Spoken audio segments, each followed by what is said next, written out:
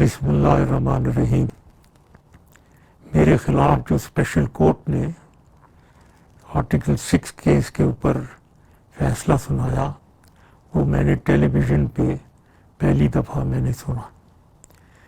یہ فیصلے ایسے فیصلے کی پہلے کوئی مثال نہیں ملتی کہ نہ تو ڈیفینڈنٹ کو نہ اس کے وکیل کو اجازت ملی ہو کہ وہ اپنی دفاع میں بات کر سکے۔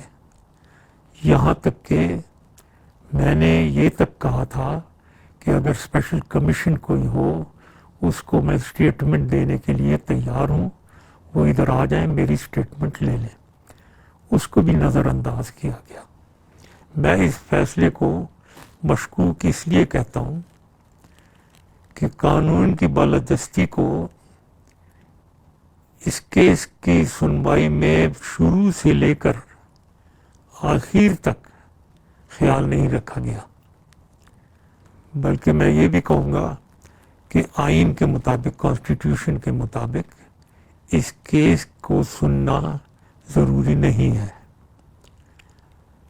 لیکن یہ کیس صرف کچھ لوگوں کی میرے خلاف ذاتی عداوت کی وجہ سے اس کیس کو ٹیک اپ کیا گیا اور سنا گیا، اور یہ ایک فرد واحد کو ٹارگٹ کیا گیا، اور ان لوگوں نے ٹارگٹ کیا جو اونچے عہدوں پہ فائز ہیں اور اپنے عہدے کی غلط استعمال کرتے ہیں۔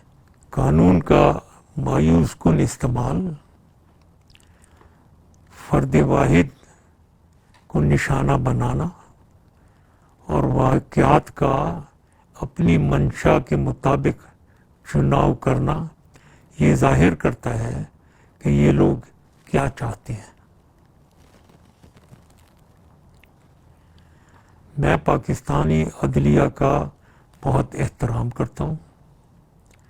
چیف جسٹس کھوسا نے جب خود کہا کہ وہ قانون کی بالادستی میں یقین رکھتے ہیں اور ہر شخص قانون میں کے سامنے برابر ہوگا، اس میں بھی یقین رکھتا ہوں، لیکن میرے خیال میں چیف جسٹس کھوسا نے اپنا ارادہ اور اپنے عزائم خود ہی عوام کے سامنے یہ کہہ کر ظاہر کر دیا کہ میں نے اس مقدمے کے جلد فیصلے کو یقین بنایا۔ کیسے وہ جج جنہوں نے میرے زمانے میں اپنے لیے فوائد اٹھائے ہوں میرے ہی خلاف ججمنٹ دے سکتے ہیں؟ میں پاکستانی عوام اور پاکستانی آرم فورسز کا شکر گزار ہوں جنہوں نے پاکستان کے لیے میری خدمات کو یاد رکھا۔ یہ میرے لیے سب سے بڑا تمغہ ہے اور میں اسے اپنی قبر میں اپنے ساتھ لے کر جاؤں گا۔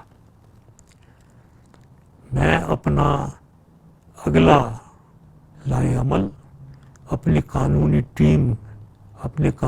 ٹیم سے مشاورت کے بعد فیصلہ کروں گا، اور مجھے پاکستانی عدلیہ اور پر اعتماد ہے کہ وہ انصاف دیں گے اور قانون کی بالادستی کو مد نظر رکھیں گے۔